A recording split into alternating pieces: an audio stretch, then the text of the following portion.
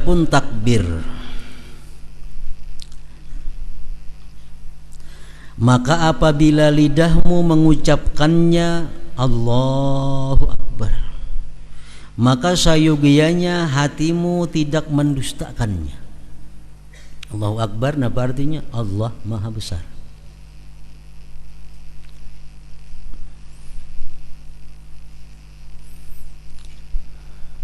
Kalau kita sudah mengucapkan bahwa Allahu Akbar artinya Allah itu Maha Besar, otomatis nang selain Allah Subhanahu wa taala itu kecil. Bila kecil terlindung oleh nanggana. Orang awak halus, di muka ada nanggana, lindung di belakang, tak kelihatan. Kenapa? Ganal nang di muka. Nah, kalau kita mengatakan bahwa Allah itu hanya Allah yang Maha Besar, nang lain pada Allah itu artinya kecil bahkan kadada, lindung, terdinding dengan Allah. Jika di dalam hatimu terdapat sesuatu yang lebih besar daripada Allah Subhanahu wa taala, maka Allah menyaksikan bahwasanya kamu itu dusta. Allahu Akbar. Sudah hati kita ingat apakah? Hanya ingat Allahu Akbar. Belum lagi membaca wajah tuh hati sudah ingat ke situ kemari.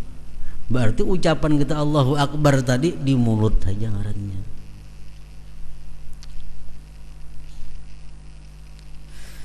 Jika di dalam hatimu terdapat sesuatu yang lebih besar daripada Allah Subhanahu wa taala, maka Allah menyaksikan bahwasanya kamu itu dusta. Meskipun kalimat itu benar, Allahu Akbar itu benar kalimatnya. Sebagaimana dia Allah menyaksikan orang-orang munafik pada perkataan mereka bahwa beliau Muhammad sallallahu alaihi wasallam utusan Allah.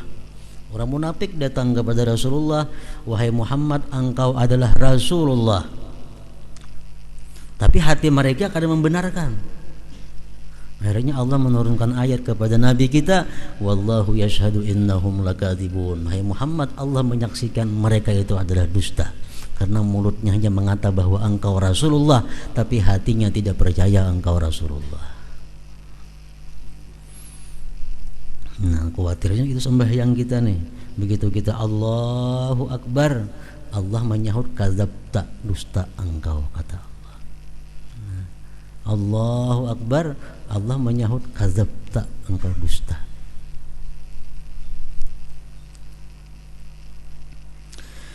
Jika hawa nafsumu itu lebih menang padamu daripada perintah Allah Azza wa Jal, maka kamu adalah lebih taat kepadanya daripada kamu taat kepada Allah Ta'ala. Kalau dalam kehidupan kita hawa nafsu kita lebih menang daripada Allah, artinya keinginan nafsu kita tuluskan walaupun kada sesuai dengan apa yang diperintah Allah, berarti dan kamu telah menjadikan hawa nafsumu sebagai Tuhanmu dan kamu telah membesarkannya, maka hampirlah ucapanmu Allahu Akbar, Allah Maha Besar itu perkataan dengan lidah semata. Makanya dalam sembahyang kalimat Allahu Akbar selalu diulang-ulang. Supaya apa? Mengingatkan kepada kita Allahu Akbar. Baca wajah tuh, baca Fatihah, baca surah. Karena hati kita kemana-mana tuh, kemana-mana. Hendak ruku kita diingatkan lagi Allahu Akbar, supaya ruku ini bujur-bujur ingat lawan Allah. Nah, kayaknya dari i'tidal pulang hendak sujud ini rukun sembahyang fi'li yang paling penting, sujud. Karena itu paling dekat manusia kepada Allah. Nah, sebelum sujud diingatkan lagi kita supaya bujur-bujur membesarkan Allah. Allahu Akbar. Jangan ampih bar kecuali dahi sudah sampai ke lantai. Itu aturannya. Jadi begitu Allahu Akbar, dahi di lantai. Jangan belum sampai sujud habis sudah barnya. Nah, supaya sujud itu kita ingat bahwa Allah itu yang Maha Besar. Jadi itu hikmahnya diulang-ulang Allahu Akbar supaya mengingatkan kita.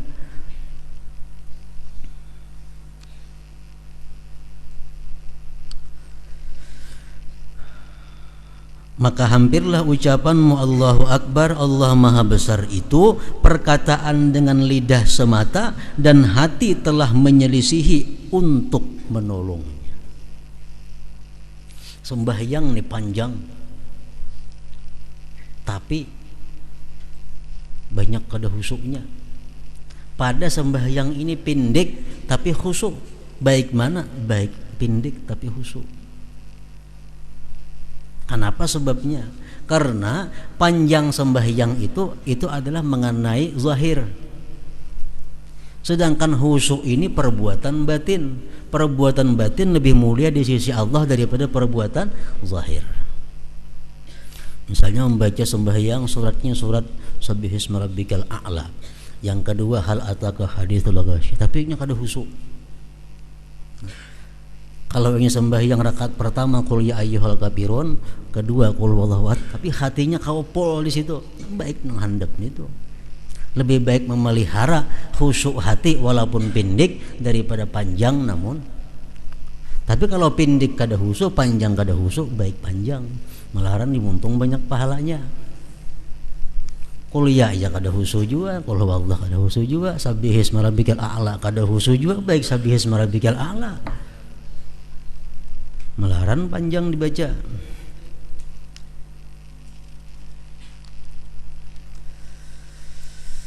Maka hampirlah ucapanmu Allahu Akbar, Allah Maha Besar itu perkataan dengan lidah semata dan hati telah menyelisihi untuk menolongnya.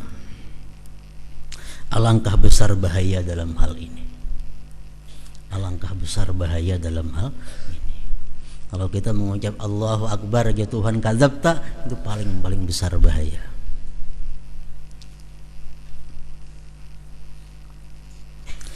Seandainya tidak karena tobat, istighfar dan baik sangka kepada kemurahan Allah Ta'ala dan kemaafannya, niscaya kita menjadi orang yang celaka. Jawabnya, seandainya tidak karena tobat, istighfar dan baik sangka kepada kemurahan Allah Ta'ala dan kemaafannya, niscaya kita menjadi orang yang celaka. Untung ada tobat. Makanya sesudah sembahyang itu ucapan apa yang paling disuruh kita mengucapkan? Astagfirullah. Assalamualaikum warahmatullah. Assalamualaikum warahmatullah. Astagfirullah. Berarti sembahyang itu dosa kah? Bisa dosa sembahyang itu kalau hati kita kada sesuai dengan lidah kita. Makanya istighfar. Jadi bukan hanya perbuatan dosa disuruh istighfar, sembahyang pun imbahnya disuruh istighfar. Kalau ada salah aturan, salah tata cara dalam pekerjaannya tadi.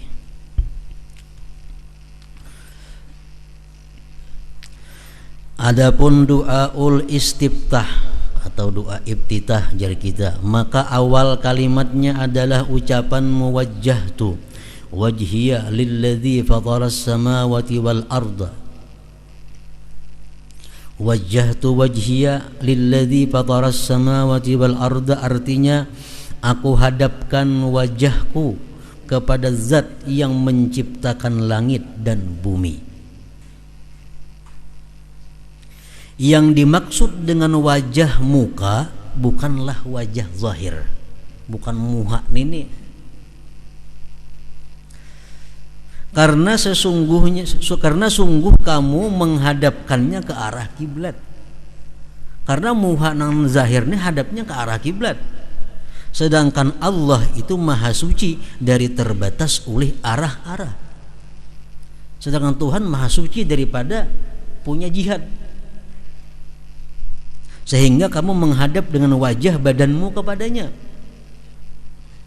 Namun hanya wajah hati yang dimaksud itu. Karena hati ini ada bisi wajah juga, hati ada bisi tangan, hati ada bisi mata, hati ada bisi telinga. Hati sama macam awak. Jadi yang kita hadapkan kepada Allah itu adalah wajah hati. Kalau wajah yang zahir hadapnya ke Makkah, ke Baitullah situ. Nah, jadi artinya aku hadapkan wajahku, wajah hati. Namun hanya wajah hati itulah yang kamu hadapkan kepada zat yang menciptakan langit dan bumi. Lihatlah kepadanya apakah ia menghadap kepada angan-angan dan cita-citanya di rumah dan di pasar dengan mengikuti syahwat atau keinginan, atau dia menghadap kepada zat pencipta langit. Itu kita menilai. Bujur kadang yang kita ucapkan itu. Kita mengatakan di mulut, wajjahtu wajhiya lillazi fataras samawati wal ard. Aku hadapkan hatiku kepada zat yang mencipta langit dan bumi. Ujar mulut kita nih. Bujur kada hati kita menghadap zat itu. Nah, takutlah ulihmu pada awal pembukaanmu untuk munajat dengan dusta dan mengada-ada. Jangan sampai artinya kita mengucap aku hadapkan hatiku kepada Allah, tapi hati kita ingat ke lain. Jangan sampai itu. Takutlah kamu. Kalau macam itu berarti kita awal-awal munajat kepada Allah diawali dengan dusta. Diawali dengan dusta. Di mulut kita mengaku bahwa kita menghadap Allah, tapi hati kita kadang mendukung itu. Nah, takutlah olehmu pada awal pembukaanmu untuk munajat dengan dusta dan mengada-ada. Dan wajah hati itu tidak akan menghadap kepada Allah Ta'ala kecuali dengan berpaling dari sesuatu yang selainnya. Maka bersungguhlah dalam menghadap wajah itu kepadanya dalam keadaan ini. Jika kamu lemah daripada terus menerus, maka hendaklah perkataanmu itu benar dalam keadaan itu. Artinya kalau kita kadakawa dalam sembuhan sembahyang itu, dalam keempat rakaatnya itu kita kadakawa menghadap Allah hati kita, tapi yang sangat penting waktu kita mengucap wajah tu wajhi, kita ingat bujur itu. Jadi waktu kita mengucap wajah tu wajhi lillazi fataras samawati wal ard, hati kita bujur-bujur menghadap Allah. Itu paling kada itu. Kalau kadakawa seterusnya ingat situ barang yang penting, supaya jangan dusta antara mulut dan hati. Nang khawatir mulut kita mengata wajah tu wajhiya lillazi, hati kita kada kepada Allah. Nah itu nang khawatir. Jadi kalau kadakawa semuanya kita ingat Allah, nang penting waktu wajah tu wajhiya. Karena mulut kita mengatakan itu. Mulut kita bahwa aku menghadap Allah, nyatanya kada, berarti mendustai Allah. Nah jadi kalau kada kawaful di situ barang bandak. Jika kamu lemah daripada terus menerus, maka hendaklah perkataanmu itu benar dalam keadaan itu. Apabila kamu mengucapkan hanifan muslima, dua ibtidah masih. Artinya hanifan muslimah itu dengan condong dan berserah diri. Maka sayogianya untuk terlintas dalam hatimu